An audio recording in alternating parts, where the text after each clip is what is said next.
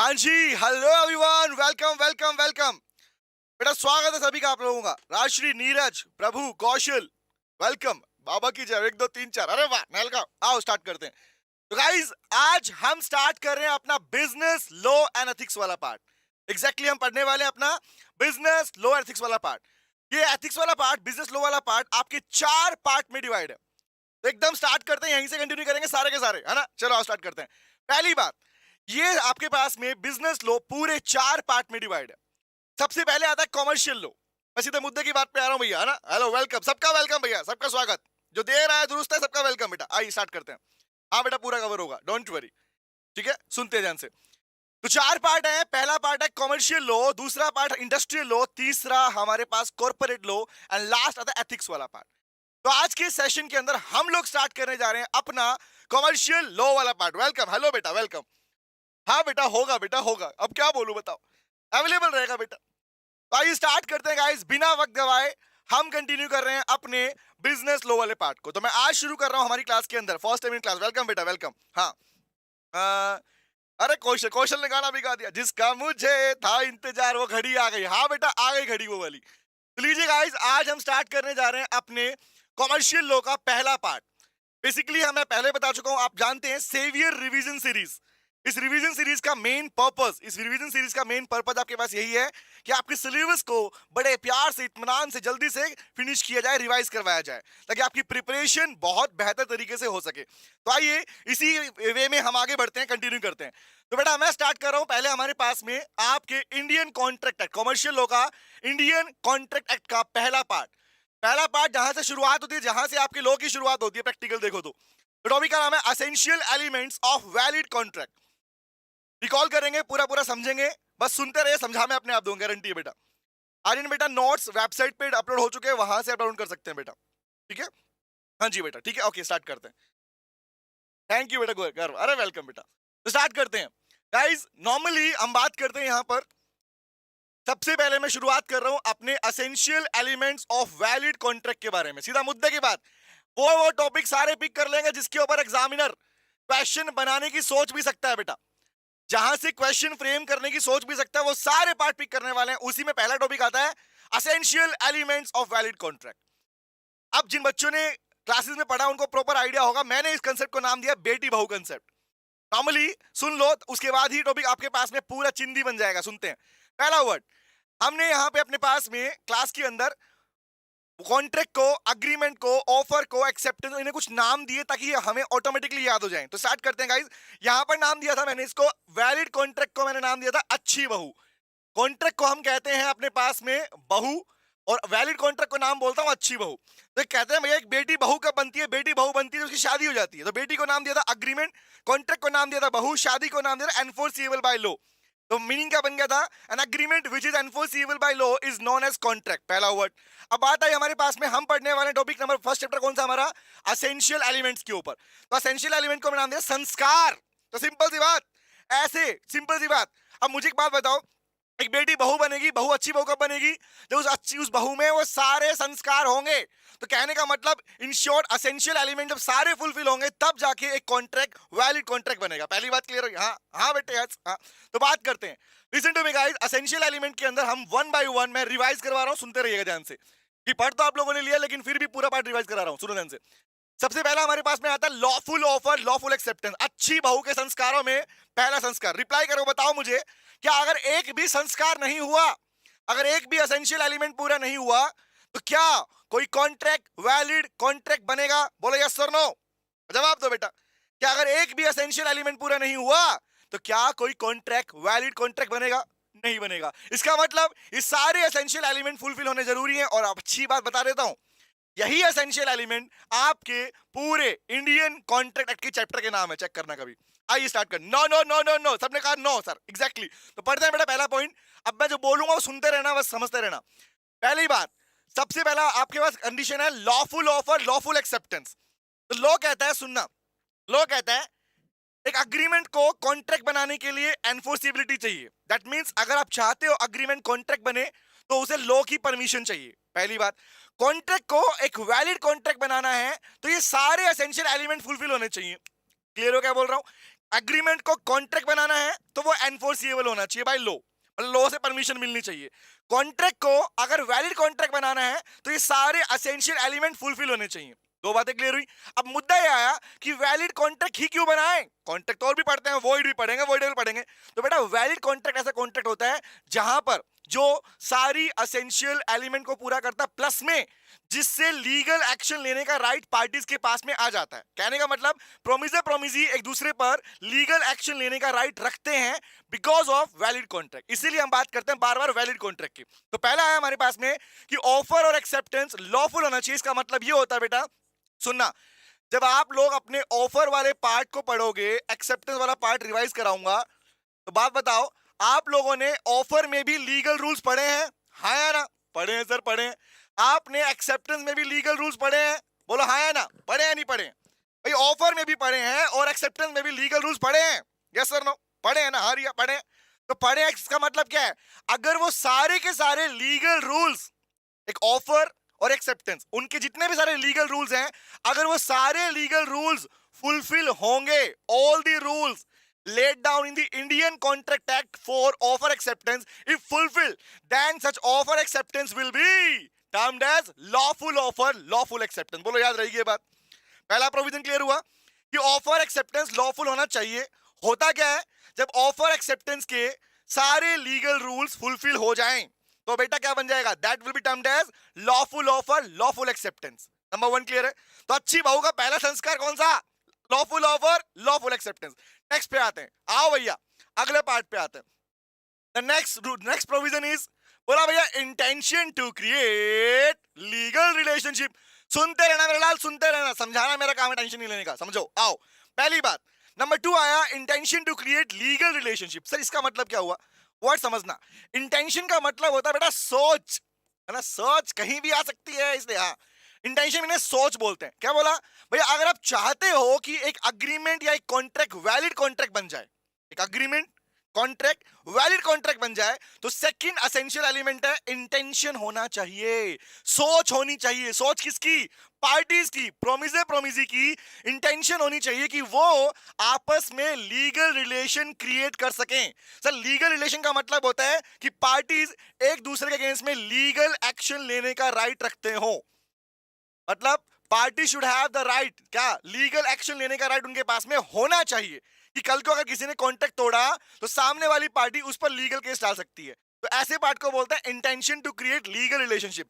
दो एग्जांपल पूछूंगा, रिप्लाई करना। पहला पॉइंट, अगर मुझे किसी ने बोला मेरे घर पे डिनर करने आ जाओ और मैं टाइम पे नहीं पहुंचा या मैं नहीं पहुंच पाया, तो क्या उसके पास में लीगल एक्शन लेने का राइट है? क्या मुझ पर केस डाल देगा कि खाने के प्लेट के पैसे दो, है ना? बताओ बताओ बताओ।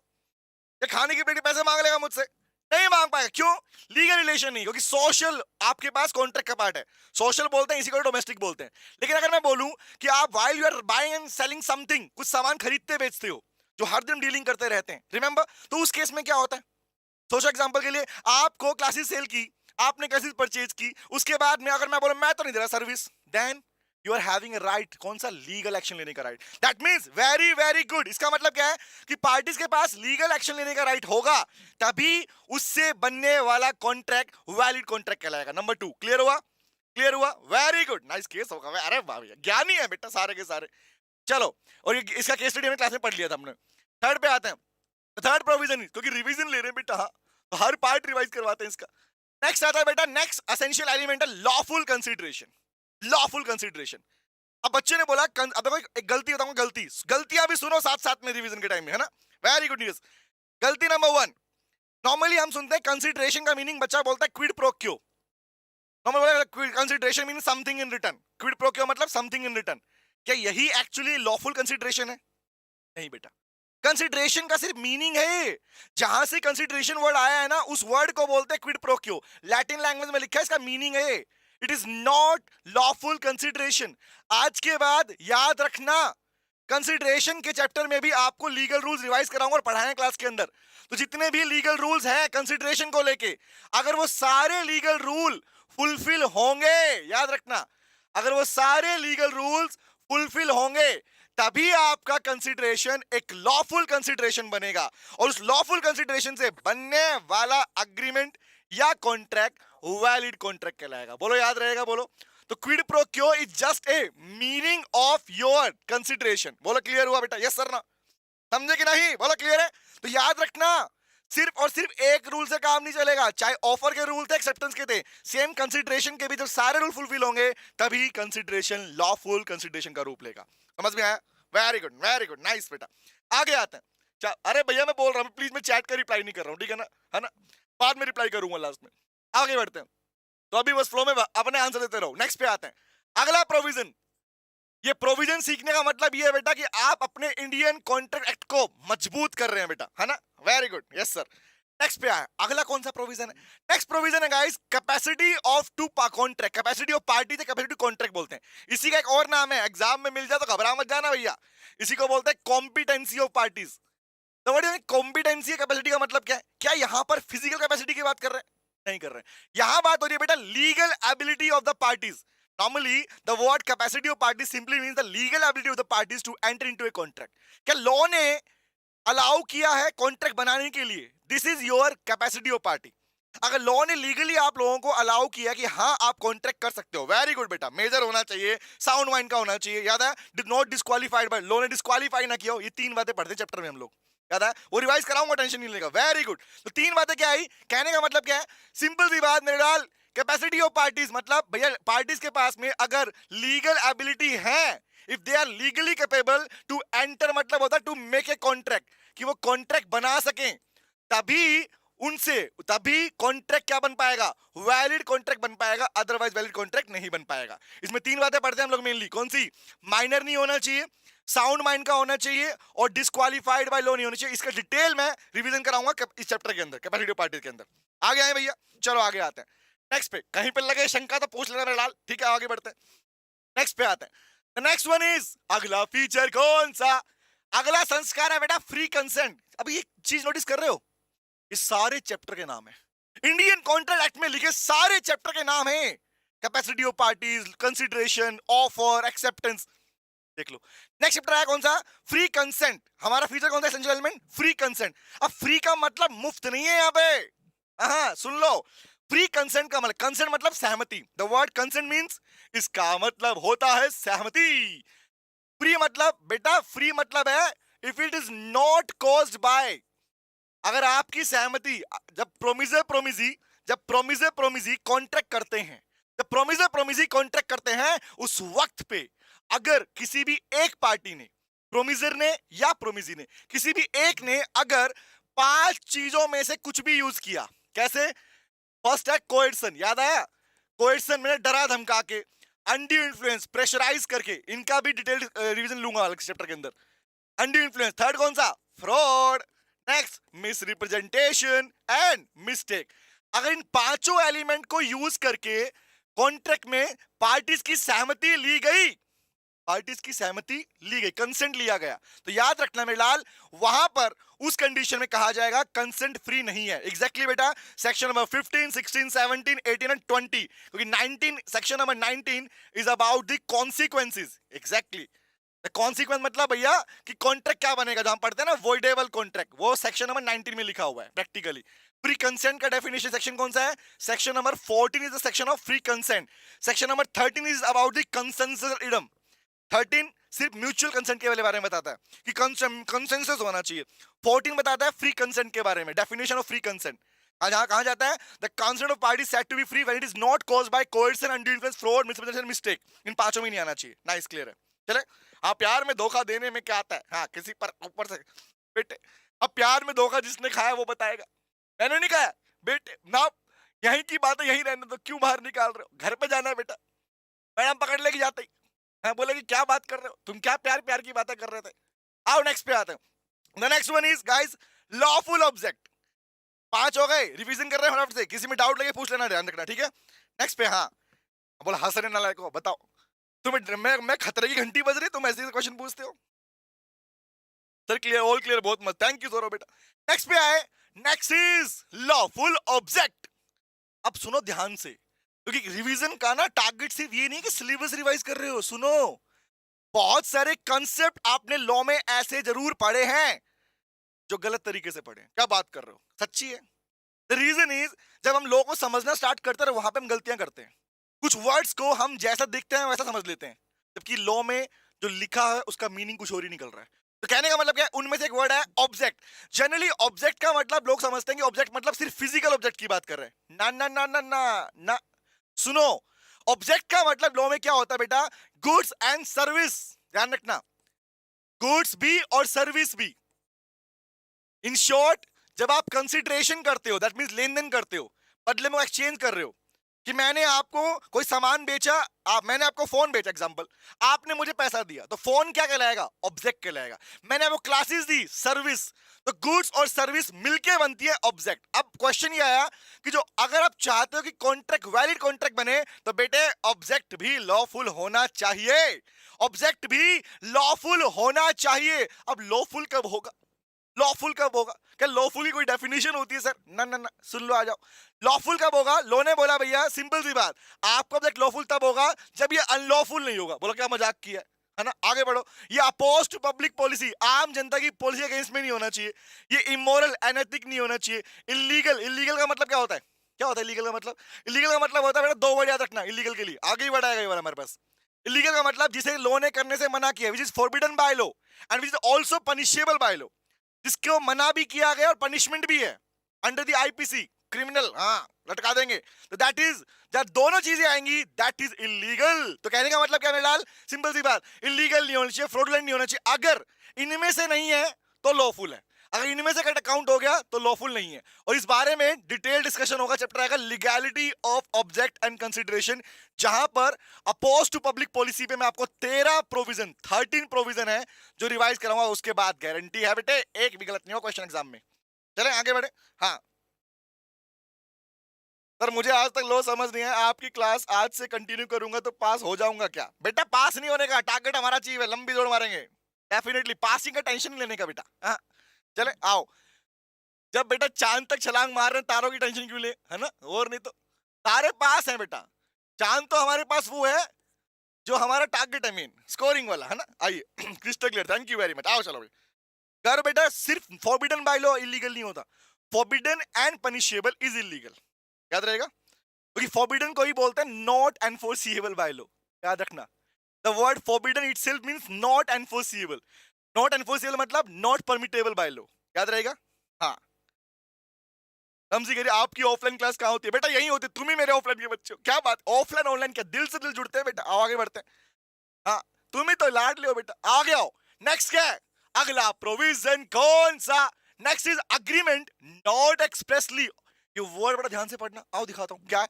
Agreement not expressly declared to be void. Generally इस लाइन को बड़ा स्पीड में पढ़ते हैं बच्चे, हमें आ गया, हमें क्या आया भैया बताना। अब मैं देखो ब्रेक करता हूं इसको।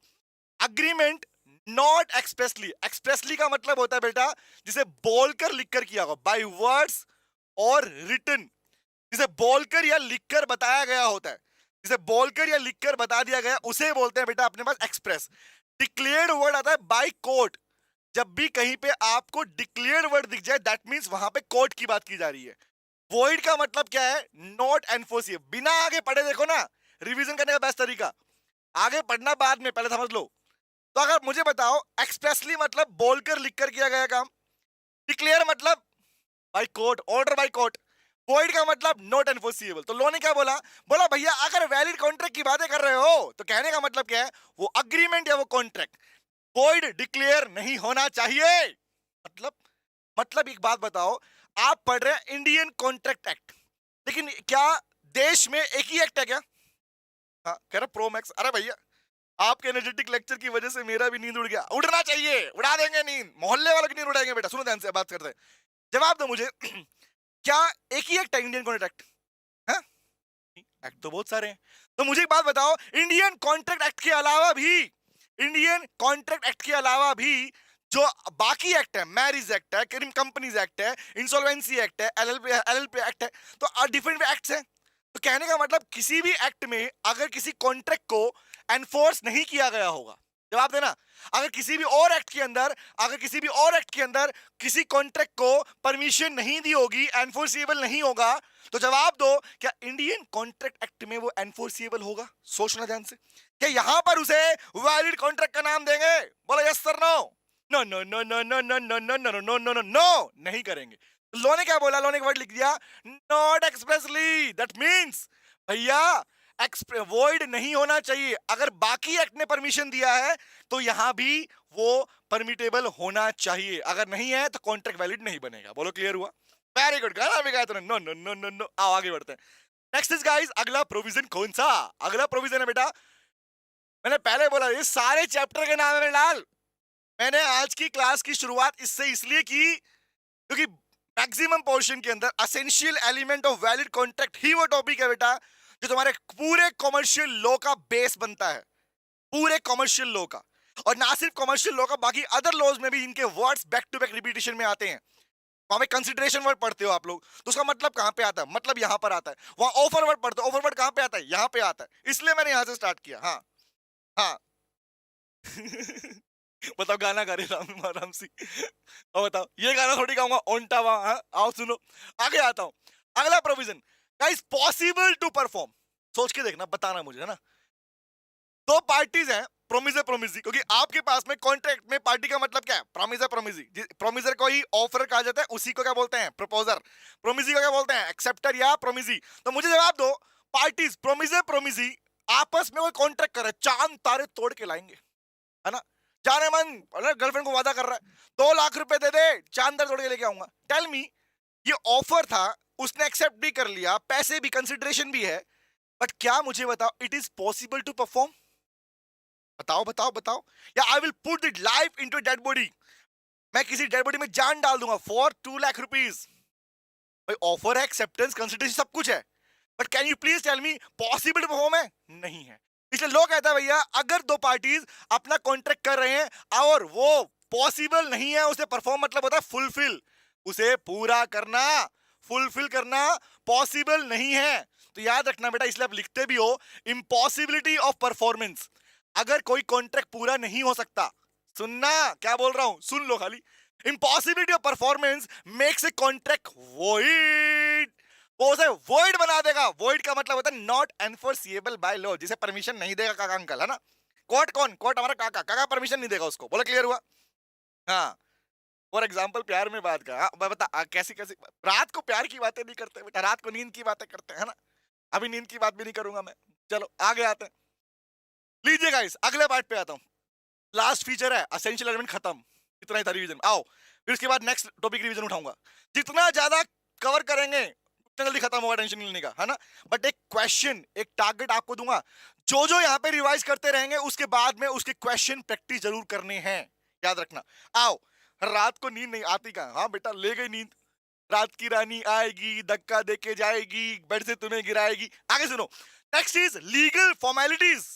लीगल फॉर्मेलिटीज, अब लॉ ने इतनी सारी बातें बोल दी कि भैया ये एसेंशियल एलिमेंट पूरे होने चाहिए, इसके अलावा क्या बोला?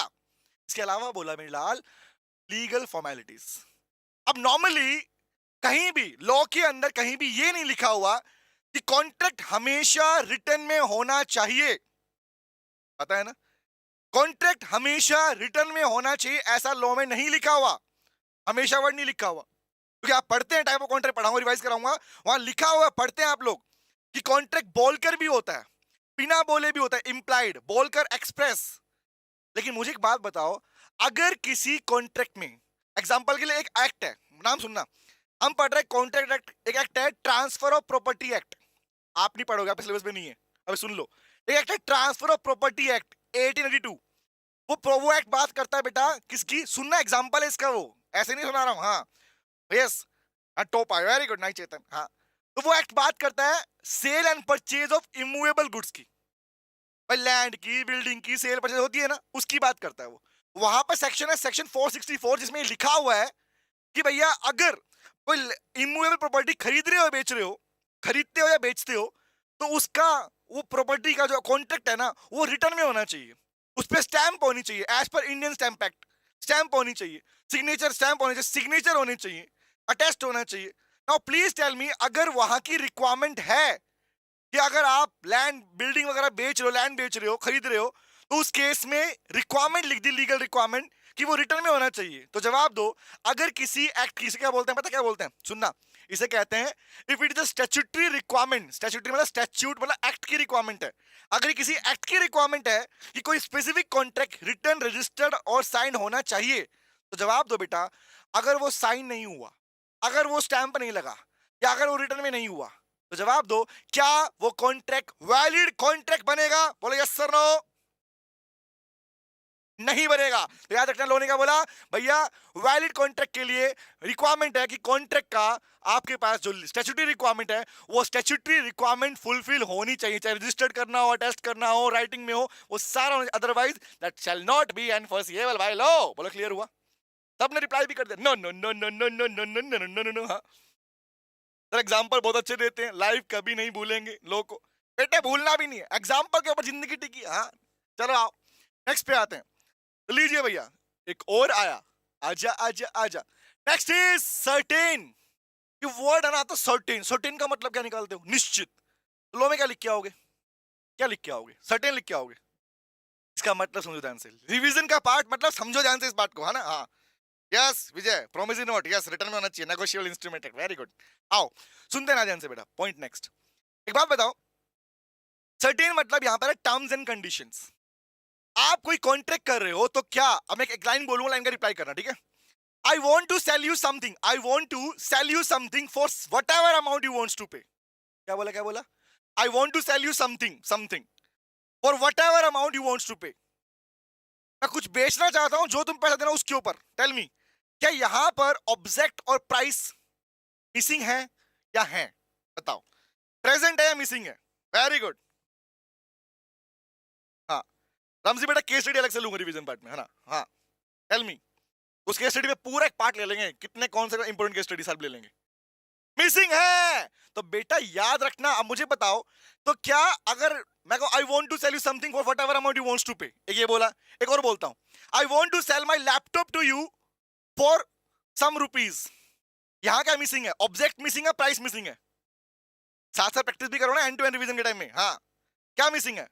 आई want to sell my laptop to you for some rupees, क्या मिसिंग है? प्राइस मिसिंग है। अगला लाइन और बोलता हूं, I want to sell you something for rupees 20,000, क्या मिसिंग है? I want to sell you something for 20,000 rupees, क्या मिसिंग है? या ऑब्जेक्ट मिसिंग है। तो लो कहता है मेरे लाल, अगर किसी कॉन्ट्रैक्ट में ऑब्जेक्ट या प्राइस, क्या बोला? ऑब्जेक्ट या प्राइस, दोनों में से, क्योंकि याद करो ये ऑब्जेक्ट और प्राइस ही क्या बन जाता है, इसी को तुम कहते हो कंसीडरेशन। याद आया? भूल गए? नहीं भूले सर, नहीं भूले, हम भूल ही नहीं सकते। तो अगर किसी कॉन्ट्रैक्ट में ऑब्जेक्ट और प्राइस दोनों में से एक भी मिसिंग हो, या दोनों के दोनों मिसिंग हो, तो याद रखना वो कॉन्ट्रैक्ट वैलिड कॉन्ट्रैक्ट नहीं बन सकता। लोगों ने मना कर दिया, मना कर दिया, मना कर दिया। हाँ हाँ, क्या करें? एग्जैक्टली क्लियर हुआ? तो सर्टेन में क्या पढ़ते हैं? The terms and condition of the contract must be certain, not वेग। वेग का मतलब होता है बेटा हिडन, हाइड नहीं होना चाहिए। अब मैंने बोला whatever amount, that is hidden था ना, हिडन नहीं होना चाहिए। हिडन हुआ तो याद रखना मेरे लाल, वो कॉन्ट्रैक्ट वैलिड नहीं बनेगा। नेक्स्ट पे आते हैं, अगला प्रोविजन। आ जाओ आ जाओ आ जाओ, तो खत्म भी हो गया, ये तो खत्म हो गया, बताओ हाँ नहीं तो। चलो, तो एसेंशियल एलिमेंट खत्म हो गया, नेक्स्ट टॉपिक की ओर बढ़ रहे हैं हम लोग। खत्म, रिवीजन हो गया इसका। तो डाउट है तो भेज देना भाई साहब, है ना? नंबर तुम्हें दिख रहा है। लॉ की नजर से ऑब्जेक्ट मिस हो रहा है, सजा सजा दी जाएगी। वेरी गुड क्वेश्चन, नालायक। हाँ क्लियर है गाइस? हाँ निरंजन बेटा, पब्लिक रहेगा, नाम बड़ा प्यारा निरंजन, है ना? आओ नेक्स्ट पे आए, आरोही चिराग, यस। हाँ लोकेश बेटा, सेक्शन आपको आई जस्ट प्रेफर हाँ करने चाहिए। फाउंडेशन लेवल तक रिक्वायरमेंट नहीं होता, लेकिन इंटर के अंदर आके it is for, not for examination point of view. मैं इस बात पे बना भी चुका हूं कि सेक्शन लिखने जरूरी है क्या, याद करने जरूरी है क्या? माय क्वेश्चन इज, याद होने चाहिए for the sake of knowledge. Exam में अगर सेक्शन लिखने को लेकर श्योर नहीं हो, avoid to write the section. Reason is, सोच के देख लो ना, सेक्शन तुम्हें सही आता है, आंसर तुम्हारा गलत है, नंबर मिलेंगे? नहीं मिलेंगे। दूसरा क्वेश्चन, आंसर तुम्हारा पूरा ठीक है, सेक्शन गलत लिख के आ गया, नंबर मिलेगा? फिर भी काटा हो सकता है। तो कहने का मतलब, जिसको लेके छेड़ना ही गलत है बेटा एग्जाम में लिखना, तो अवॉइड करो ना उसको। हाँ समझे आंसर? लोकेश मिल गया आंसर? आओ अगले पार्ट पे आते हैं बेटा। नेक्स्ट टॉपिक, एसेंशियल एलिमेंट खत्म हो गया हमारे पास में। अगला पार्ट है हमारे पास बेटा, कौन सा? Types of contract. देखो इसको मैं इसी चार्ट में पूरा समझा दूंगा, इसी पूरे चार्ट में इसको हम पूरा रिवाइज कर लेंगे, बस तुम सुन लो ध्यान लगा के, है ना? हाँ पड़ोस में हल्ला कर दो बेटा, समझ में आना चाहिए। तो वर्ड है कॉन्ट्रैक्ट, मैं इसे बोलता हूँ बहू के प्रकार, क्योंकि मैंने कॉन्ट्रैक्ट को नाम दिया बहू, याद आया है ना? श्रीधर थैंक यू बेटा, बहुत अच्छा लगा, हमें मुझे भी बहुत अच्छा लगा। अब सुनो, पॉइंट इज, कहने का मतलब सुनना ध्यान से, मैंने कॉन्ट्रैक्ट को नाम दिया था बहू, याद आया? अग्रीमेंट को नाम दिया था बेटी। अब बच्चे बोलते हैं आप इन्हें बेटी बहू कंसेप्ट क्यों कहते हो? मैंने बनाया भाई, सुनना क्यों बनाया, सुनो ध्यान से, अप्लाई कर लो। अग्रीमेंट जिसे बेटी कहता हूं मैं, एनफोर्सिएबल बाय लॉ इसे मैं शादी कहता हूं, कॉन्ट्रैक्ट को बहू कहता हूं। तो मैंने क्वेश्चन पूछता हूं बच्चों से कि बताओ बेटी बहू कब बनती है? बोले शादी होने के बाद। तो लाइन जोड़ना, बेटी कौन? Agreement enforceable by law is known as contract. Check करो section number 2 sub section H में यही डेफिनेशन लिखी, लीगल डेफिनेशन। बोलो याद हो गई नहीं हो गई? रट्टा मारना पड़ा? नहीं मारना। तो ऐसे हमने अपने सेक्शन की डेफिनेशन पढ़ी हम लोगों ने, अभी डेफिनेशन नहीं करवा रहा मैं आपको, ठीक है? हाँ, यस कमल बेटा। चलो नेक्स्ट पे आते हैं। तो बेटा लो भैया, कॉन्ट्रैक्ट मतलब बहू के प्रकार। हालांकि बच्चों ने क्लास में इनको नाम बड़े प्यारे प्यारे दिए थे, अच्छी बहू, खराब बहू, पराई बहू, है ना? लेकिन हम इनको स्ट्रेटली पढ़ते हैं। तो गाइस सुनना ध्यान से बात को, यहाँ 3 पार्ट में 4 पढ़ाने वाला हूँ, सुनो रिवाइज कराने वाला हूँ।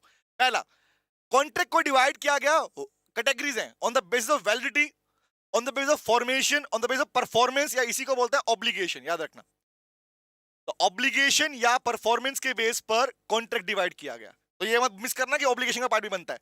और एक और होता है इंग्लिश लॉ के बेस के ऊपर, इंग्लिश लॉ जहां से आपका लॉ आया है, ब्रिटिश लॉ आया है, ठीक है? तो पहले 3 करा, सुनना ध्यान से बात करो। वेरी गुड, बहू बेटी को बहू बनाया जाएगा। हाँ, माँ कब बनेगी बहू? गेमिंग में आगे बनाएंगे माँ, नलायक आओ, बहुत आगे पहुंच रहा है।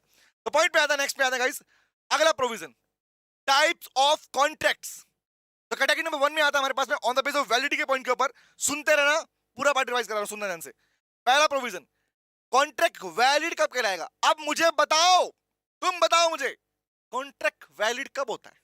अभी अभी देख के आए, एक ऐसा कॉन्ट्रैक्ट जिसमें वो सारे एसेंशियल एलिमेंट होंगे, ऐसा कॉन्ट्रैक्ट जहां इसमें सारे एसेंशियल एलिमेंट्स होंगे, सारे एसेंशियल एलिमेंट होंगे, उस कॉन्ट्रैक्ट को क्या बोलते हो? देख रहे हो, उसे क्या बोलते हो? उसे कहते हैं वैलिड कॉन्ट्रैक्ट। बोलो याद हुआ? तो कह रहा है सी दिस, अच्छी बहू का मतलब क्या है? A contract which fulfils all the essential condition of laid down in the Indian contract act.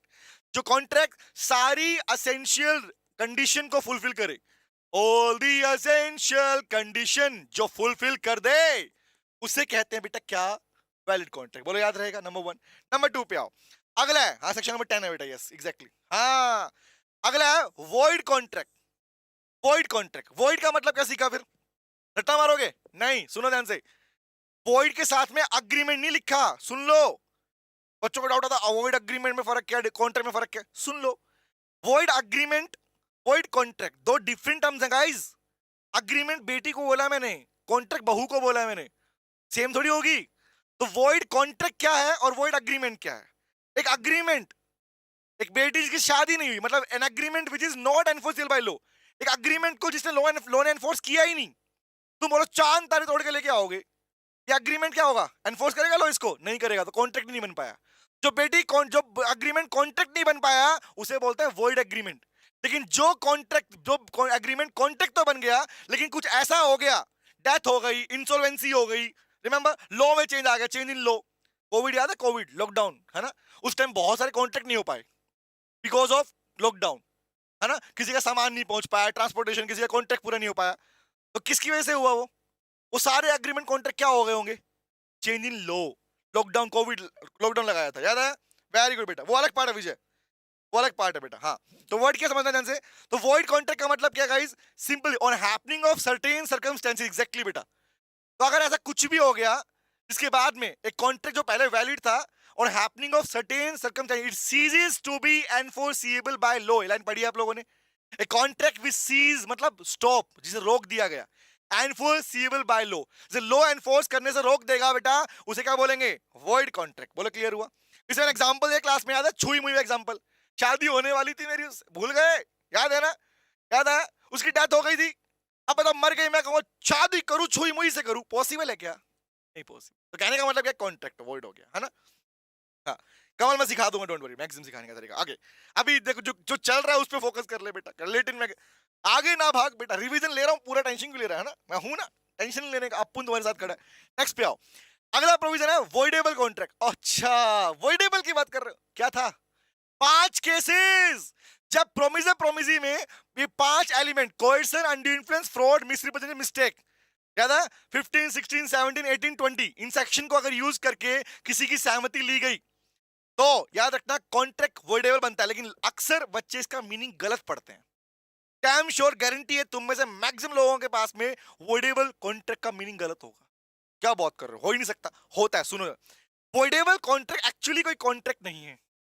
समझना ढंग से क्या बोल रहा हूं। एक्चुअली क्या होता है, जब किसी पार्टी का, समझना कहानी को ताकि तुम्हारी क्लैरिटी अच्छे से मिले तुम लोगों को, है ना। सुनना, मीनिंग पूरा तुम्हें पता है ना। Agreement enforceable by law at the option of one or more of the party but not at the option of other others. ये पढ़ते हो, अग्रीड पार्टी के कहने पर कॉन्ट्रैक्ट वर्डेबल हो गया। यस आराध्या, एग्जैक्टली बेटा। तो क्या बोला, वर्डेबल का मीनिंग प्रैक्टिकली क्या होता है कि जब तक जिसके साथ में कोएर्सन, अंडर इन्फ्लुएंस, फ्रॉड या मिसबिहेव नहीं हुआ और वो पार्टी कोर्ट नहीं पहुंची, वो जज साहब को जाके नहीं बोली जज साहब मैं लुट गई, बर्बाद हो गई, जब तक वो जाके रोएगी नहीं, बताएगी नहीं, अपनी कहानी बताएगी नहीं, कॉन्ट्रैक्ट को कोर्ट उसे ऑप्शन नहीं देगा कि कॉन्ट्रैक्ट कैंसिल कर सकती है। रिसाइन कैंसिल करने का राइट दे देगी, रिसाइन दोबारा से उसको कैंसिल करने का राइट या कंटिन्यू करने का राइट देती है। कोर्ट की साइड से, याद रखना, कोर्ट की साइड से जब अग्रीड पार्टी को ऑप्शन दिए जाते हैं कैंसिल करने का, कंटिन्यू करने का, that kind of option provide by the court to the agreed party makes the contract voidable contract. Voidable, void होने लायक। बोलो क्लियर हुआ, समझ में आया। याद रखना मेरे लाल, मीनिंग तो तुमने पढ़ रखा होगा, पूरा डिटेल में करवाया था, लेकिन यहां पे इसका प्रैक्टिकल मीनिंग याद रखना। वॉइडेबल कोई सिंपली कॉन्ट्रैक्ट नहीं है। जब अग्रीड पार्टी को कोर्ट ऑप्शन देता है to resign the contract, to continue the contract, section number 19 याद आया, तो that will make the contract voidable contract. बोलो क्लियर हुआ। हाँ बेटा अंकित, वॉइड ab initio का मतलब क्या होता है। वॉइड ab initio का मतलब जिन चीजों को लॉ ने पहले से लिख दिया, जिन चीजों के बारे में लॉ ने अपने बेयर एक्ट में, कच्चे चिट्ठे में पहले से लिख दिया कि ये सारी चीजें वॉइड रहेंगी, उन्हें बोलते हैं वॉइड ab initio। और सिर्फ वॉइड का मतलब ये होता है जिन्हें बाद में कोर्ट डिक्लेयर करके बोल रहा है कि नहीं मानेंगे, उसे बोलते हैं वॉइड। ये डिफरेंस दोनों के बीच में है ना। गेमिंग बेटा, मिस्टेक में 3 केसेस होते हैं। मिस्टेक अकेला ऐसा पार्ट है जहां पर कॉन्ट्रैक्ट वैलिड, वॉइड, वॉइडेबल तीनों हो सकता है। वैलिड, वॉइड, वॉइडेबल रिवाइज कराऊंगा, क्यों टेंशन ले रहे हो, समझ रहे हो, तीनों बताऊंगा, टेंशन। बट वॉइडेबल तभी होगा जब कोर्ट में बात पहुंचेगी, उससे पहले नहीं होगा। वेरी गुड चेतन, एग्जैक्टली बेटा। सीधा कह रहा है one more time. One more time कौन सा, कथक करके दिखाऊं? हाँ क्या वन मोर टाइम, मतलब क्या बोले ये वाला, रिपीट कर रहा हूं। वॉइडेबल कॉन्ट्रैक्ट क्या होता है, क्लैरिटी रख लो। डेफिनेशन तुम्हें लीगल पढ़ लिए, याद भी होगी। agreement enforceable by law at the option of one or more of the parties but not at the option of others। का मतलब होता है एक अग्रीमेंट जिसे कॉन्ट्रैक्ट बना दिया गया एक एक पार्टी के कहने पर, चॉइस पर, बट बाद में जिस पार्टी से कॉन्ट्रैक्ट बनाया गया वो कोर्ट पहुंच गई, क्योंकि उससे यार डरा धमका के कॉन्ट्रैक्ट बनाया, कोएर्सन हुआ, अंडर इन्फ्लुएंस हुआ, फ्रॉड हुआ, वो कोर्ट पहुंच गई और उसने जाके अपनी कहानी सुना दी। तो उस टाइम पे कोर्ट जब उस अग्रीड पार्टी को ऑप्शन देता है that you want to continue the contract, cancel the contract, you are having the right, ले बेटा राइट ले जा मेरे से, कोर्ट राइट दे देगा उसको। और जैसे ही कोर्ट उसे राइट देगा ना कैंसिल करने का, अब उसके पास राइट आ गया, दैट मींस जो कॉन्ट्रैक्ट बना हुआ था पहले, अब वो क्या हो गया, वॉइडेबल कैटेगरी में आ गया, कि वो वॉइड हो सकता है। बोलो क्लियर हुआ, समझे, आगे आ जाओ, आ जाओ भैया, लटकना नहीं, आगे बढ़ते रहेंगे। नेक्स्ट पे आओ, बताओ बेटा, अभी अभी बात की थी इलीगल कॉन्ट्रैक्ट के बारे में, थोड़ा सा जूम कर देता हूं इसको मैं। अभी बात की थी हमने इलीगल कॉन्ट्रैक्ट के बारे में, किसे बोलते हैं इलीगल कॉन्ट्रैक्ट, बताओ बताओ बताओ। इलीगल बेटा, इलीगल में 2 बातें याद रखना, आज के बाद तुम्हें कभी भी किसी क्वेश्चन को चेक करना हो कि क्या वो इलीगल है या नहीं है, तो याद रखना मेरे लाल, इलीगल कॉन्ट्रैक्ट का मतलब which is forbidden by law and also punishable by law. 2 बातें, एक नहीं दोनों बातें। क्या बोला, पहली बात तो क्या, पहली बात तो कॉन्ट्रैक्ट, वर्ड है contract which is forbidden by law. Forbidden बोलते हैं जिसे मना किया गया, दैट मींस इसी को बोलते हैं, याद रखना, easy word, not enforceable by law. The word not enforceable itself means forbidden by law। दूसरा वर्ड है which is punishable under the IPC, जिसके लिए पनिशमेंट है, धारा है ना, IPC, Indian penal code, only the single criminal act in India, लटकाने वाला। वो कौन सा है, जब दोनों होगा, जहां दोनों एप्लीकेबल है, उसे बोलते हैं इलीगल कॉन्ट्रैक्ट। बोलो क्लियर हुआ। जैसे मान लो एग्जांपल के लिए, माइनर से कॉन्ट्रैक्ट नहीं करोगे, सिर्फ वॉइड है, बट मैं बताऊं किसी का मर्डर करने के लिए अग्रीमेंट कर रहे हो, मना भी किया गया, पनिशमेंट भी है, इलीगल कहलाएगा, चेक कर लोगे, IPC, yes exactly, Indian code बेटा, समझ में आया। नेक्स्ट पे आओ, अगला प्रोविजन कौन सा, अगला कौन सा, अनएनफोर्सिएबल कॉन्ट्रैक्ट। ये बड़ा प्यारा पार्ट है, पता है, सुनो। अनएनफोर्सिएबल मतलब एक ऐसा कॉन्ट्रैक्ट सुनना ध्यान से, एक ऐसा कॉन्ट्रैक्ट जिसमें सारे असेंशियल कंडीशन हैं। सर इसकी लीगल डेफिनेशन बोलना एक बार, बोलूं? सुन लो भैया, इसकी लीगल डेफिनेशन बेटा ये होती है, आप पढ़ते हैं, an agree a contract which is good in substance। सुनना, ये लाइन पढ़ते हो ना, ए कॉन्ट्रैक्ट, अक्सर बच्चे बोलते हैं लिखा क्या है लॉ में, समझ में कुछ आ रहा है, यही तो समझना है, इसलिए रिवीजन ले रहे हैं ना। सुनो ध्यान से, क्या होता है अनएनफोर्सिबल कॉन्ट्रैक्ट, किसे कहते हैं लाल? सुनना ध्यान से बात को, लीगल डेफिनेशन ये लिखी हुई है, a contract which is good in substance. What is substance here? बच्चा यहीं पे लटक गया, और सब्सटेंस क्या होता है? सब्सटेंस क्या होता है? सब्सटेंस मतलब essential condition of valid contract. तो बोला भैया एक कॉन्ट्रैक्ट जिसमें वो सारी एसेंशियल एलिमेंट है जो वैलिड कॉन्ट्रैक्ट में होनी चाहिए, बट फिर भी आपका लॉ उसे परमिशन नहीं दे रहा, आपका लॉ उसे एनफोर्सिबल नहीं कर रहा, इसको बोलते हैं मेरे लाल क्या?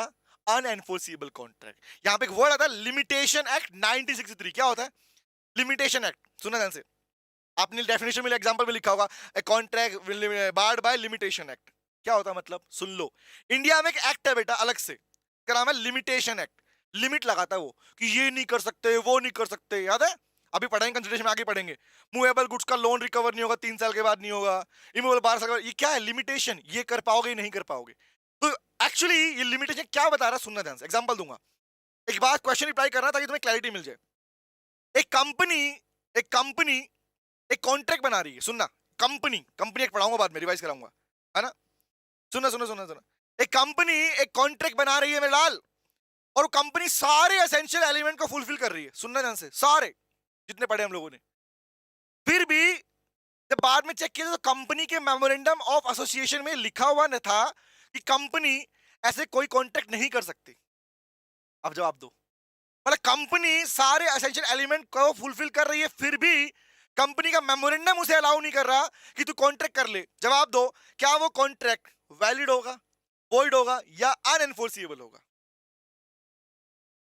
अरे बेटा, बुक आपके पास नोट्स मिल रहे हैं, उसमें क्वेश्चन बैंक है पूरा प्रॉपर। ये पूरी बुक अगर देखोगे तो हर चैप्टर के एंड में मैंने इस क्वेश्चन बैंक भर रखा है इसके अंदर, आपको नोट्स मिल रहे हैं आपको लगातार। वेरी गुड, अनएनफोर्सिबल बोलते हैं, समझ में आया? ऐसे एग्जांपल, बाबा राम रहीम, याद आया? हाँ, बाबा राम रहीम को जब तक जेल मिली हुई है ना, रिमेंबर? तो बताओ मुझे, जब तो गिल्टी है, सजा चल रही है, क्या उस दौरान अगर वो सारे एसेंशियल एलिमेंट भी यूज कर ले, तब भी वो क्या किसी कॉन्ट्रैक्ट को एनफोर्सिबल बना पाएगा? नहीं कर पाएगा। क्यों? Barred by limitation act, allowed नहीं है, क्योंकि वो किसी और एक्ट में मना किया गया। समझ में आ गया? तो बेटा कौन सा? The first type is on the basis of validity. Clear हो गया? आगे आओ, आ जाओ नेक्स्ट के ऊपर, अगला पार्ट। अगला पार्ट कौन सा? बोला ऑन द फॉर्मेशन के बेस पर कितने पार्ट के होते हैं, सुनते रहना। पहला पार्ट क्या है? एक्सप्रेस कॉन्ट्रैक्ट, मतलब बाय वर्ड्स, जिसे बोलकर किया गया या लिखकर किया गया, bye words, oral or written. बोलकर या लिखकर किए गए कॉन्ट्रैक्ट को क्या बोलते हैं बेटा? एक्सप्रेस कॉन्ट्रैक्ट बोलते हैं। अक्सर बच्चे बोलते हैं वर्ड्स और ओरल में फर्क क्या होता है? वर्ड्स मतलब मैंने तुम्हें बोले, एक लाइन बोली, जब आप नॉर्मली बोलते हैं ना, स्टेटमेंट वाइज क्वेश्चन देते हो कि will you buy this, that is oral. I want to sell this, words, याद रखना। क्लियर है? तो उसे बोलते हैं express contract. Number 2, implied contract, मतलब those contract which is not made by words, oral or written, जिन्हें बोलकर लिखकर नहीं किया जाए, उन्हें क्या बोलते हैं? Implied contract. कितने पार्ट हैं? 2 पार्ट हैं, इसके 2 हिस्से हैं, ये दोनों इसी के हिस्से हैं। One is tacit, second is quasi. Tacit contract is a part of implied contract, quasi is a part of implied contract. Tacit का मतलब क्या होता है? A contract made by the conduct of parties. बोला क्या? Conduct of parties. कंडक्ट मतलब भैया काम, पार्टीज की इंटेंशन, कंडक्ट मतलब इंटेंशन बोलते हैं इसको। ऐसा कॉन्ट्रैक्ट जो पार्टी की इंटेंशन से हुआ। मुझे एटीएम से पैसे निकालने थे, मुझे एटीएम से पैसे निकालने थे, तो मैं गया पैसे निकालने, तब मेरा बैंक और मेरे बीच में कॉन्ट्रैक्ट बना। तो यह पार्टी की इंटेंशन थी। रिमेंबर, जब ऐसा कोई कॉन्ट्रैक्ट जहां पार्टी की इंटेंशन होती है, उसको बोलते हैं टसीट कॉन्ट्रैक्ट। लेकिन ऐसे कॉन्ट्रैक्ट जहां पर ना तो एक्सप्रेस हो और ना ही टसीट हो, उन्हें बोलते हैं क्वाजी कॉन्ट्रैक्ट। एग्जांपल के लिए क्या, आप लाइन पढ़ते हैं, quasi contract those contract which are not express, not tacit, but imposed by law, जो आप पर लागू कर दिए गए। याद है?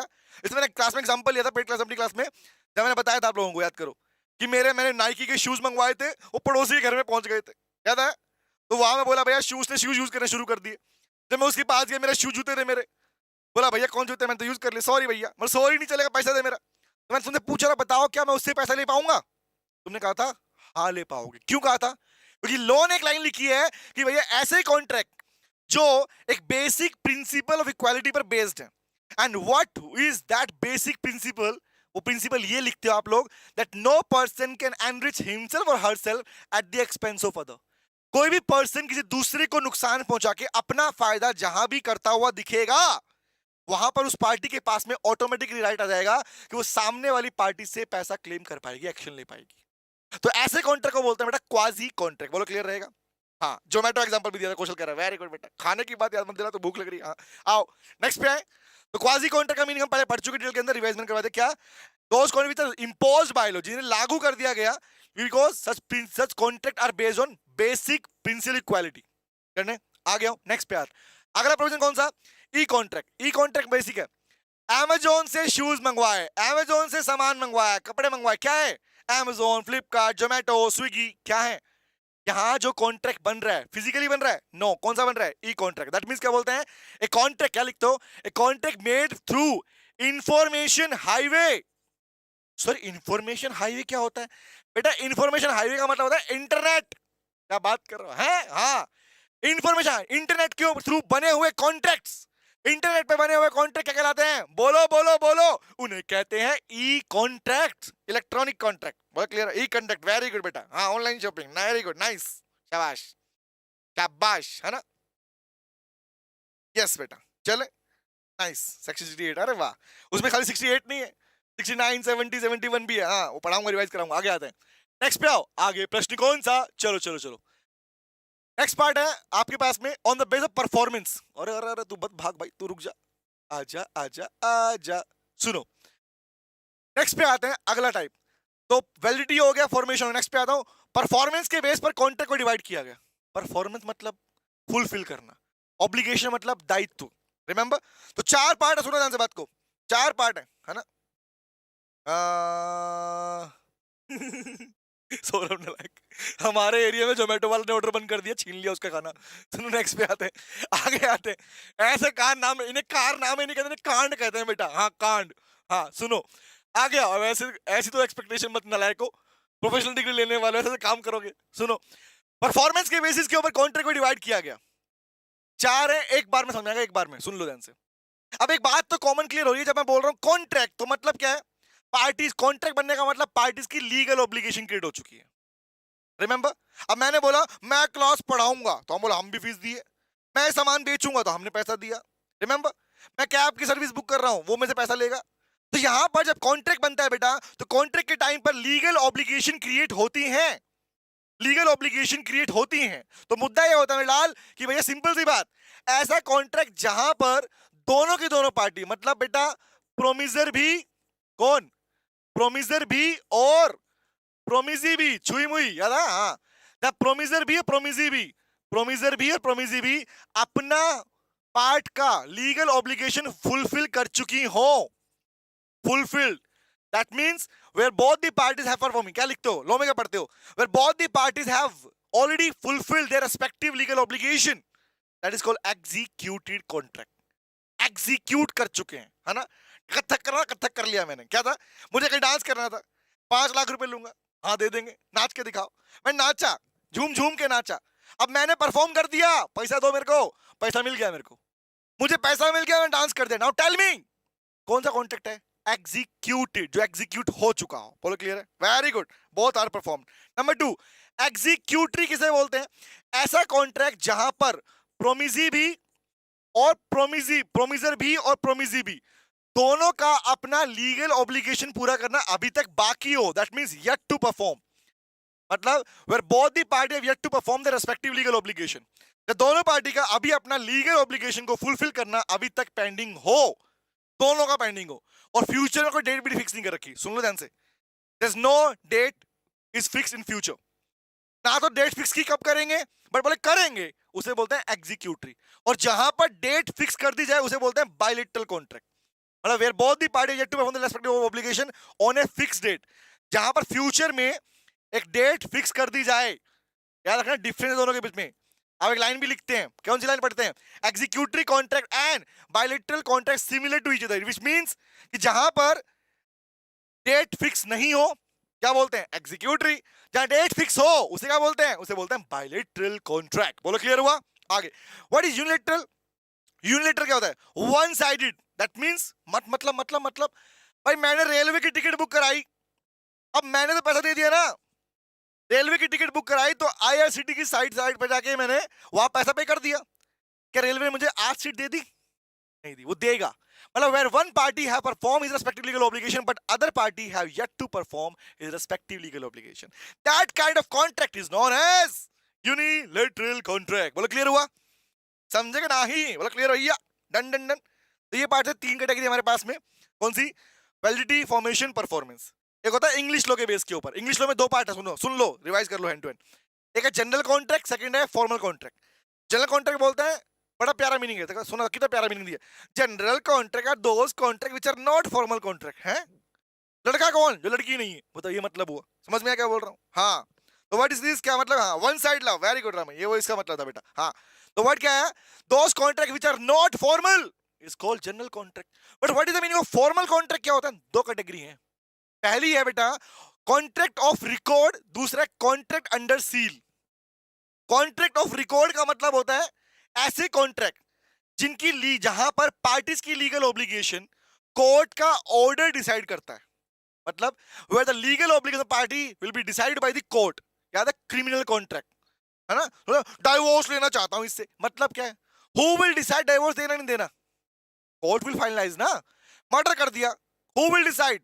Court will decide. तो ऐसे कॉन्ट्रैक्ट को बोलते हैं बेटा contract of record which is a part of formal contract. Formal contract is a part of English law. बोलो क्लियर हुआ? नेक्स्ट पे आते हैं। नंबर 2 इज कौन सा? फॉर्मल तो हो गया। Under seal. Contract under seal मतलब ऐसे कॉन्ट्रैक्ट जिनकी लीगल ऑब्लिगेशन कहां से आती है? उनके अंदर जो लिखा उससे आती है। एग्जांपल के लिए पार्टनरशिप डीड। हाँ, कब खुलती है? जिस दिन पार्टनर धक्का मुक्की करेंगे, लड़ेंगे, है ना? जिस दिन उनके बीच के अंदर उनका अग्रीमेंट फॉलो नहीं होगा, उस दिन क्या ओपन किया जाएगा? पार्टनरशिप डीड को ओपन किया जाएगा, and that will be termed as contract under seal. समझ में आया? तो 4 टाइप है बेटा। लो बेटा लो, चैप्टर खत्म हो गया, दोनों भी हमारा पास में। तो टाइप ऑफ कॉन्ट्रैक्ट भी डन हो गया। तो क्या मैं अगले चैप्टर की ओर बढ़ सकता हूं? बोलो बोलो, जल्दी से बोलो। तो हमारा ये पार्ट तो खत्म हो गया, तो मैं आ रहा हूं अपने नेक्स्ट चैप्टर की ओर। अगला चैप्टर कौन सा? आओ भैया, ऑफर एक्सेप्टेंस पढ़ लेते हैं। हाँ नहीं तो, अरे रिवीजन का मतलब बेटे, ना रिवीजन का नाम सुना तुमने? Saviour revision series. हाँ, सेवियर। तुम्हारे लिए कोई नहीं खड़ा तो सीओसी एजुकेशन हमेशा खड़ा है ना बेटा। संतोष से तो तुम्हें पता है बेटा, उनके लिए सबसे पहले पता कौन आता है? जानते हो? तुम लोग। हाँ एग्जैक्टली, सही सुना, सही समझे लड्डू के भैया, सही समझे हैं। आगे बढ़े तो नेक्स्ट चैप्टर आता है बेटा। कोई डाउट इसके ऊपर? Gift deed, corporation deed, partner deed, बेटा ये उसी के पार्ट है बेटा सारे। यस। अरे भैया कहीं अब लंबा लंबा चल रहा है, स्पीड में चल। आइए गाइस, अगला चैप्टर आ रहा है हमारे पास में ऑफर एक्सेप्टेंस के बारे में। अब सुन लो रिवाइज क्या करना है वो भी सुन लो, बता रहा हूँ, हैंड टू हैंड सुन लो फटाफट से। हाँ, क्या रिवाइज करना है इसके अंदर? बेटे बेटे बेटे, ऑफर एक्सेप्टेंस में सबसे important part, Santosh sir is great बेटा। हाँ, ब्रह्मा जी सबसे ऊपर है बेटा। हाँ हाँ, सृष्टि के रचयिता वही है बेटा। हाँ हाँ, तो यहाँ पर बात सुनो, बात समझते। नेक्स्ट टॉपिक की हमारे पास में कौन सा पार्ट है हमारे पास? Offer and acceptance. गाइस क्या पढ़ना है वो भी सुन लो, याद रखना, भूलना नहीं है पार्ट। ऑफर के पार्ट में सबसे ज्यादा इंपॉर्टेंट है टाइप्स ऑफ ऑफर। सुन लो, याद रखना क्या बोल रहा हूं। ऑफर के पार्ट में सबसे ज्यादा इंपॉर्टेंट, अखिल अंकित कह रहा है यूनिलेटरल कॉन्ट्रैक्ट एक बार और बता दीजिए। ठीक है अंकित, अंकित अंकित a contract where one party have already performed his respective legal obligation but another party have yet to perform his respective legal obligation। मतलब जब एक पार्टी अपनी ऑब्लिगेशन पूरी कर चुकी हो और एक का करना बाकी हो। एग्जांपल के लिए क्या दिया भाई, इंडियन रेलवे की जब मैं अपनी टिकट, ट्रेन की टिकट बुक करता हूं, तो ट्रेन की टिकट जब बुक करता हूं तो मैं पैसा पे कर चुका, टिकट बुक हो गई। बट क्या मुझे बता, क्या मुझे अभी आए इंडियन रेलवे ने सीट दे दी आज ही कि जाओ बैठो, आओ बैठो भैया, लो पैसे पकड़ा बैठो? वो सर्विस देगी? दिया नहीं है।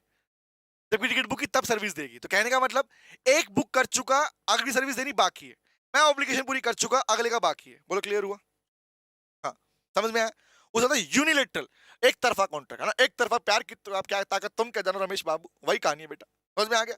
चले। हाँ बेटा, हाँ। अखिल फ्यूचर में और डेट भी होती है बेटा, वहां पर स्पेसिफिक ये होता है। ठीक है, समझे? और एग्जांपल ले लो, इलेक्ट्रॉनिक कॉन्ट्रैक्ट जो तुम करते हो वहां पर भी तो अगर आपने एडवांस पेमेंट दे दिया, सामान पहुंचता है कुछ दिनों बाद, वो भी कौन सा कॉन्ट्रैक्ट हो गया? Electronic contract is also be termed as कौन सा, जहां पे पेमेंट पहले कर चुकी हो तो एक तरफा प्यार। यस अगेन, लो बाबा की जय, मानसी वेलकम। चलिए, हाँ, बाबा बना के छोड़ोगे। अंकित, अब क्लियर हुआ बेटा? मैंने बोल दिया, वो सुन ले, वो पार्ट रिवीजन के पॉइंट से था। हाँ, 2 पार्ट थे बेटा, समझा दिया, होता है इसलिए पार्ट 3 पढ़ने तुम लोगों को। चले कृतिका, सारे पीडीएफ बेटा वेबसाइट के ऊपर आपको वहां पे अवेलेबल हो जाएंगे, डोंट वरी, ठीक है? मुझे इतना कराना था लेकिन अभी टाइम बचा है तो और कराऊंगा, अभी वक्त बचा है तो और पढ़ते हैं ना, क्या बात करते हैं ना सर, आप बहुत अच्छा पढ़ाते हैं। हाँ, क्योंकि बच्चे अच्छे अच्छे होते हैं, ये तुम्हारी आंखों का फर्क है, तुम्हारी आंखें अच्छी तो मैं क्या करूं बेटा। हाँ, चलो नेक्स्ट पे आए। लीजिए गाइस, तो मैंने क्या बोला आपको, इस वाले चैप्टर के अंदर मैं 2 टॉपिक बोल रहा हूं, दोनों को ना घोट के पी जाना और पिला देता हूं तुमको घोट के, सुन लो ध्यान से, तुम बस सुनो, समझ अपने आप दूंगा, रिवाइज करा दूंगा।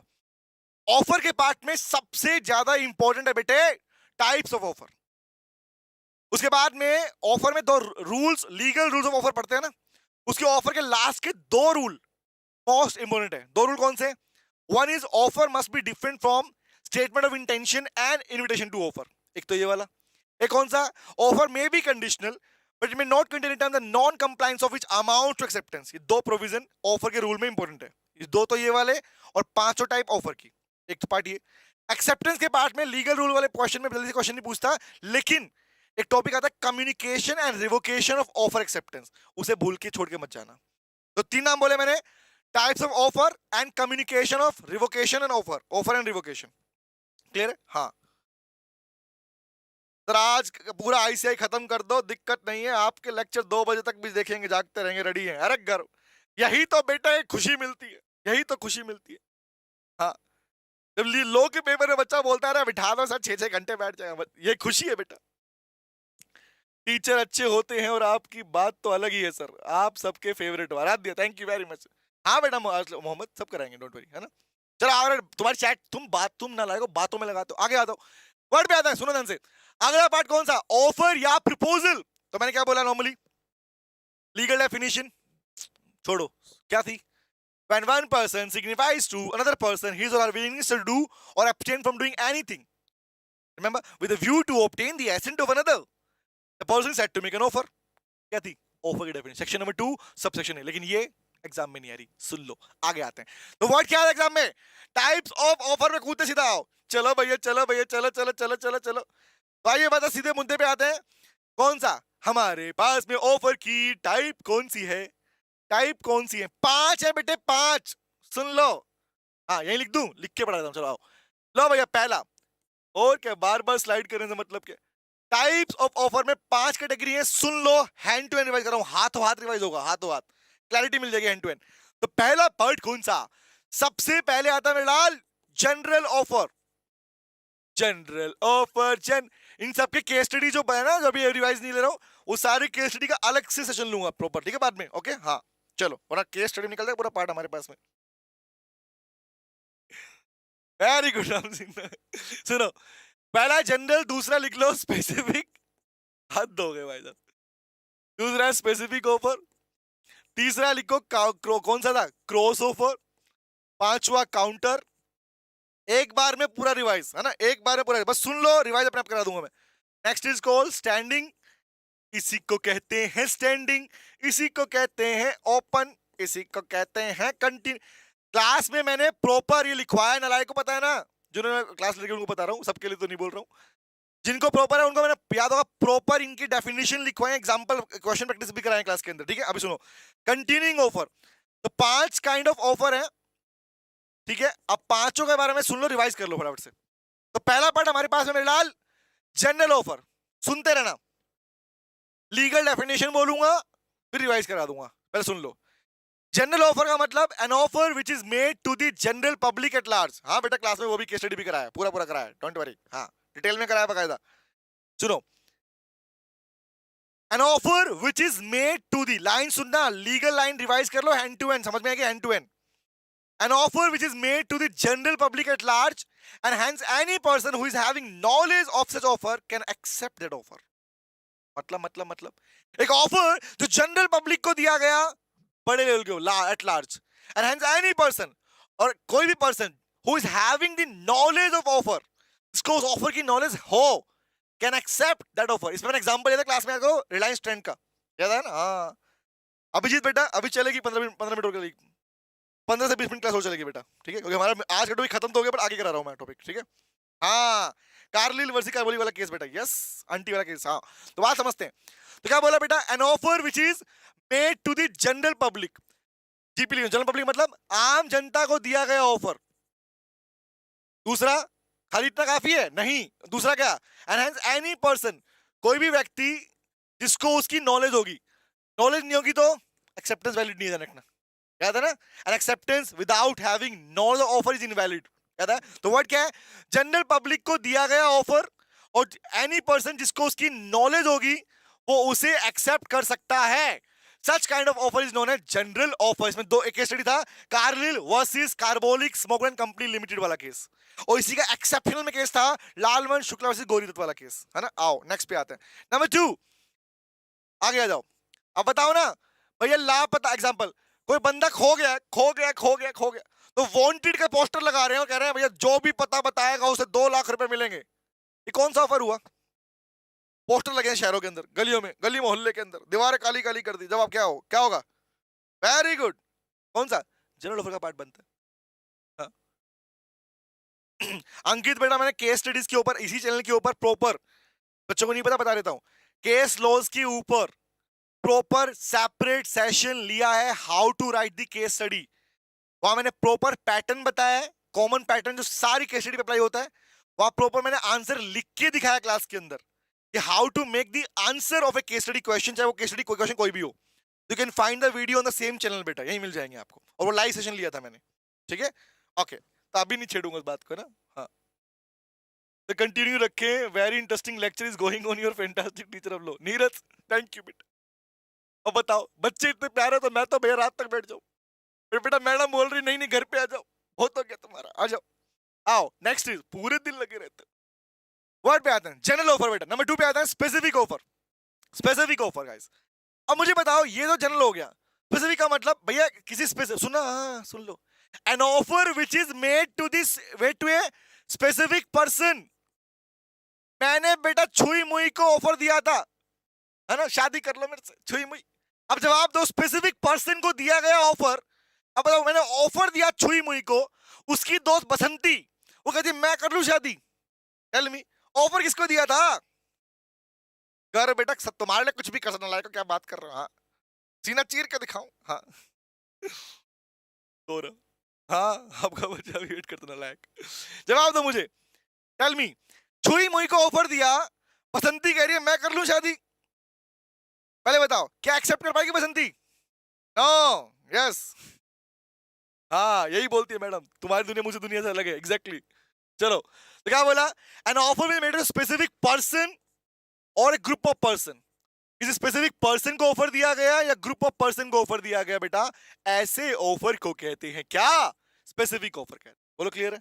तो जिसको दिया वही एक्सेप्ट करेगा, या जिस यहाँ पे पब्लिकली दिया और जिसको नॉलेज है वो एक्सेप्ट करेगा. बोलो क्लियर है? अब आते हैं 9 दो प्यारे प्यारे टॉपिक. पहला कौन सा है? सुनो, ये ध्यान सुनना. क्रॉस ऑफर किसे कहते हैं? अक्सर बच्चों को इसमें कंफ्यूजन रहता है, इसलिए क्लैरिटी देता हूं, सुन लो ध्यान से. रिवीजन में क्लैरिटी ले लो. क्रॉस ऑफर, क्रॉस मतलब ये क्रॉस नहीं है. क्रॉस का मतलब यहां पर क्या है बेटा? सुनना ध्यान से. And when two identical offers, क्या बोल रहा हूं? जब दो एक जैसे offer exchanges in ignorance of each other offer. मतलब सुनो, सुनना ध्यान से बात को, क्या बोल रहा हूं. हाँ, यस, और देखो तो इसका पॉइंट बनता है बेटा. पहले मीनिंग समझो, मीनिंग पे आते हैं. जब दो एक जैसे ऑफर, मतलब सेम टर्म्स एंड कंडीशन वाले ऑफर, इग्नोरेंस की वजह से, पता ना होने की वजह से आपस में एक्सचेंज कर लेती है पार्टीज. इसका एग्जांपल याद करो, मुंबई दिल्ली वाला, कि मैंने कहा मैं अपनी गाड़ी बेचूंगा 10 लाख की, दोस्त को मैं लेटर लिख के भेज दिया, उसने भी लेटर लिख के भेज दिया गाड़ी खरीदूंगा 10 लाख में. मैं बेचने की बात करूं, खरीदने की बात करूं, सेम टर्म्स कंडीशन, मतलब कोइंसिडेंस हो गया.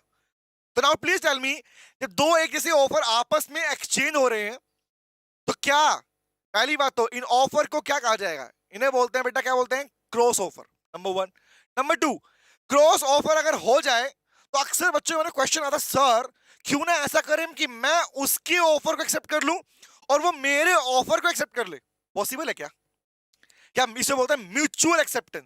क्या क्रॉस ऑफर में म्यूचुअल एक्सेप्टेंस फिजिबल है? बताओ, क्वेश्चन है मेरा। क्या क्रॉस ऑफर में म्यूचुअल एक्सेप्टेंस वैलिड मानी जाएगी, अलाउड है? No no no no no no no no no no no no no no no no no no, नहीं है, नहीं है, नहीं है बेटे।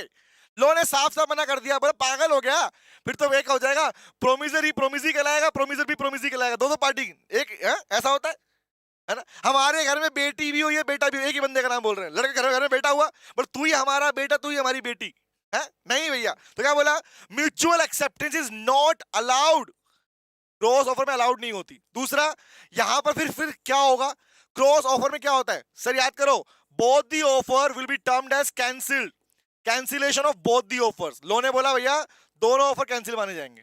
बोलो क्लियर, डन की नहीं? डन, आगे आ जाओ।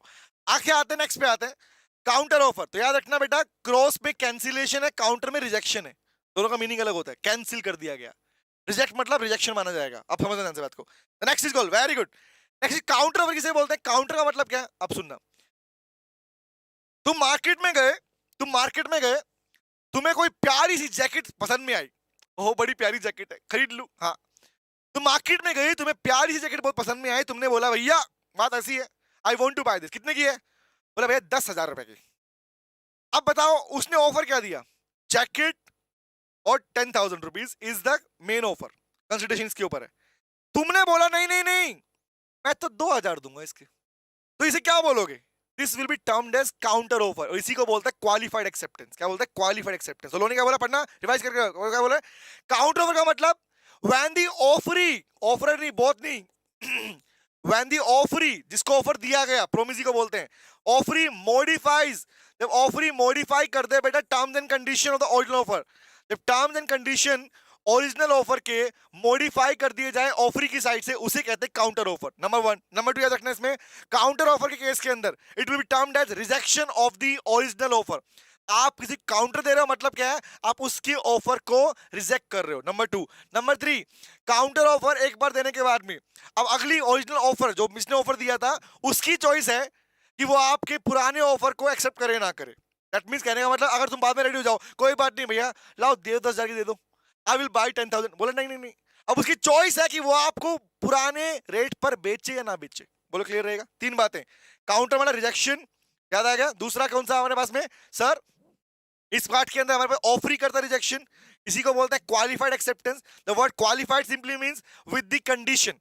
जब आप किसी ऑफर को एक्सेप्ट करने के लिए बोल रहे हो, बट बोल रहे हो आई will put a condition it, कि ऐसा होगा तब लूंगा, तो उसे बोलते हैं, क्या बोलते हैं, qualified acceptance, counter offer, and next is called rejection of offer. याद रहेगा?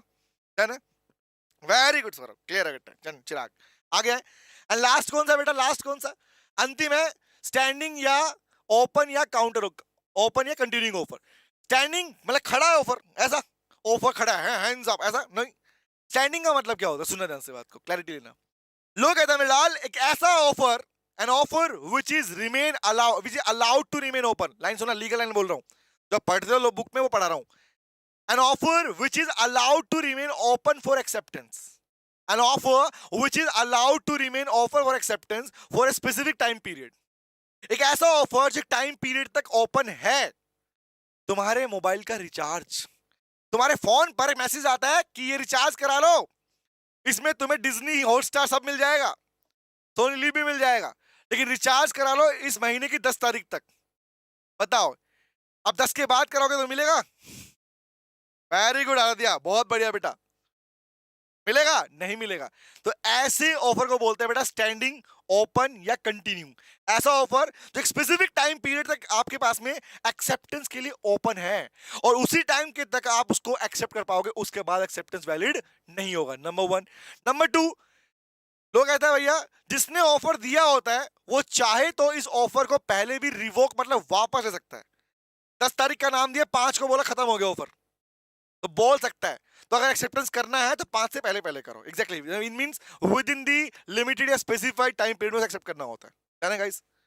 हाँ, तो वो कह रहे हैं सर क्रॉस, अच्छा क्रॉस रिवाइज करा दूं, सुन ले बेटा, सुन ध्यान से। ये क्लियर हो गया, बाकी क्लियर है? रिवाइज हो गया पांचों बाकी? ठीक है। What is cross offer? सुनो। क्रॉस का मतलब क्या होता है बेटा?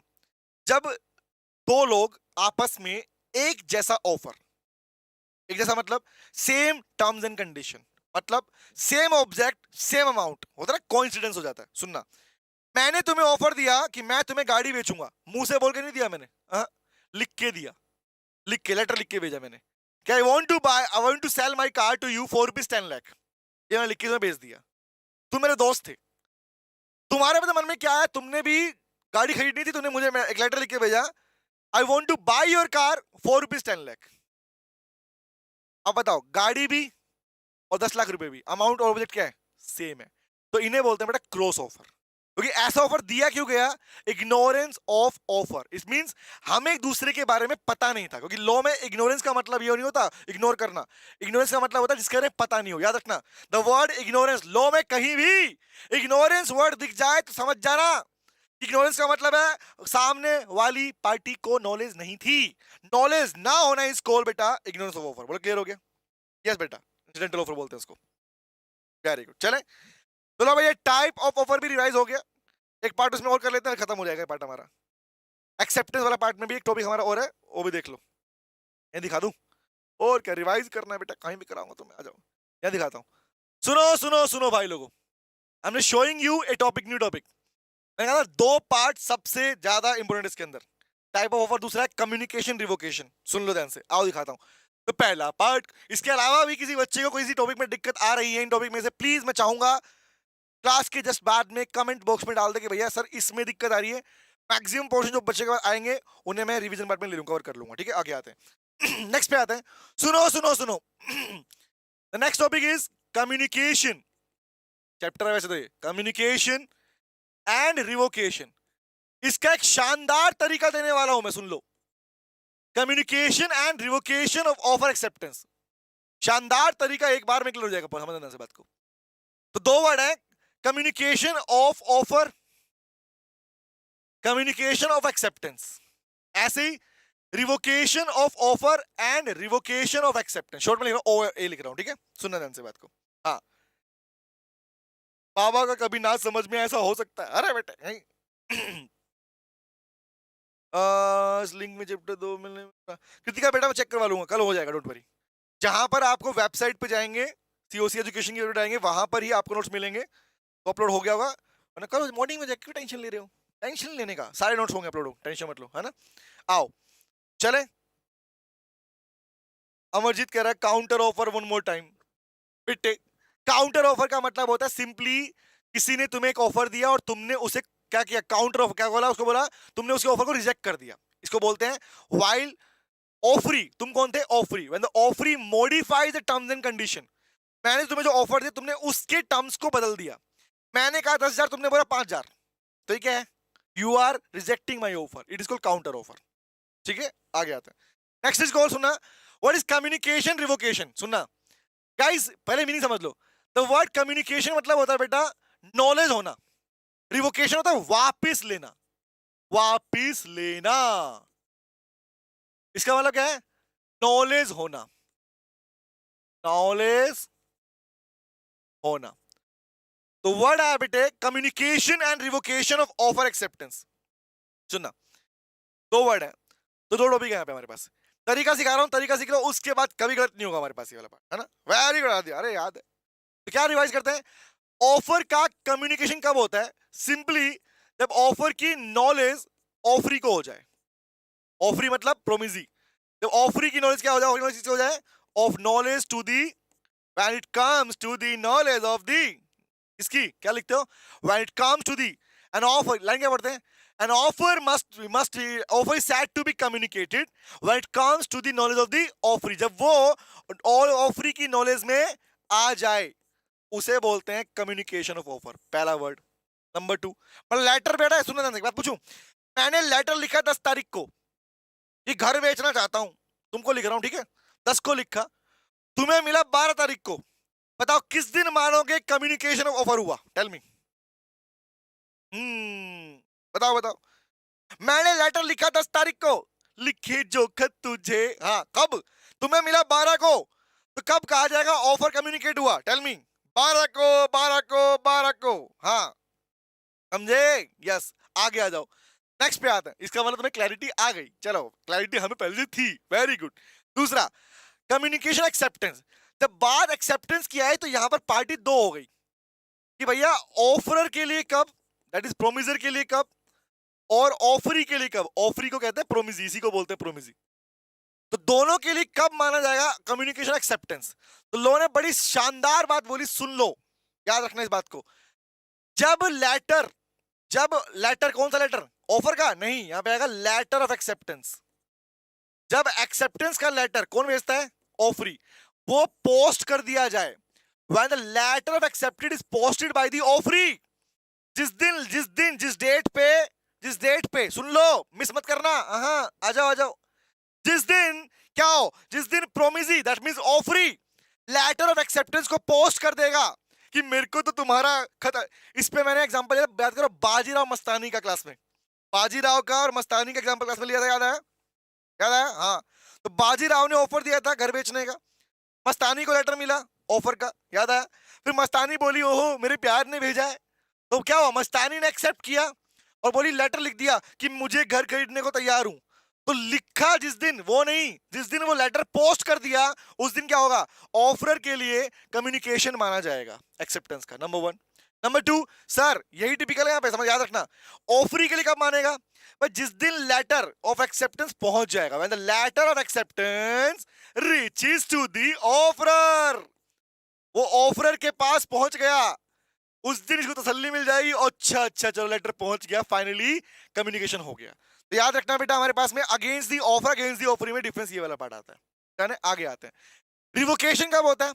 अब मुद्दा है ऑफर को कब तक वापस लिया जा सकता है, ऑफर को कब तक वापस लिया जा सकता है, बताओ, सोचो कब लोगे वापस? तुमने 10 तारीख को मैं लेटर लिखा था, ठीक है, लेटर लिखा 10 को, तुम्हें मिला 12 को, तो बताओ कब तक मैं ऑफर वापस ले सकता हूं?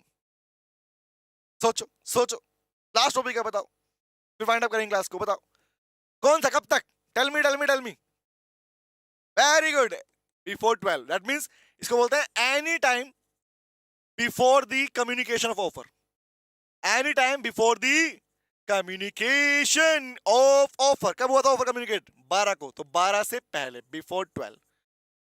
तुम 12 मत याद रखना, तुम याद रखना कम्युनिकेशन ऑफर से पहले वाले डेट तक, कभी भी कर सकता है। बिफोर लिखना, 11 मत लिख देना गलती से भी, हाँ कंफ्यूज करता है क्वेश्चन मार्क आपको। दूसरा, रिवोकेशन एक्सेप्टेंस कब तक वापस ले पाएगा? पहले तो मुझे ये बताओ, एक्सेप्टेंस वापस लेगा कौन? प्रोमिजी। क्या मजाक कर रहे हो, बच्चों वाले क्वेश्चन पूछोगे हमसे? एक्सेप्टेंस कौन वापस लेगा? जो एक्सेप्टेंस, जिसने एक्सेप्टेंस दी होगी। जैसे हमारी क्लास में हमने पढ़ा था, टॉपिक पढ़ा, लिखवाया था पूरा मैंने, और पिक्चर दिखाया था, मस्तानी किया था, तो मस्तानी एक्सेप्टर थी वहां पे, याद है? हाँ, तो वही ले पाएगी, प्रोमिजी ले पाएगी। प्रोमिजी कहूं, ऑफरी कहूं या एक्सेप्टर कहूं, तीनों का मतलब सेम है, ध्यान रखना, तीनों का मतलब सेम ही होता है लोग के अंदर। प्रोमिजर, ऑफरर और प्रपोजर, तीनों का मतलब सेम होता है। तो वर्ड आया, बताओ भैया एक्सेप्टेंस रिवोक कब तक हो सकता है? तो बोला एनी टाइम, बट कब?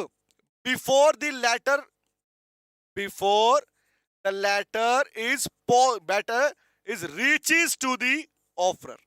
ऑफरर को लेटर मिलने से पहले तक, उस डेट से पहले तक एक्सेप्टेंस वापस हो सकता है। याद है ये बात? तो ये तो हो गया कौन सा, कम्युनिकेशन रिवोकेशन वाला। इसमें 2 अलग प्रोविजन और आता है, वो भी सुन लो, जो तुम्हारे मन में घंटियां बजती हैं टन टन टन कर, कौन सी वाली?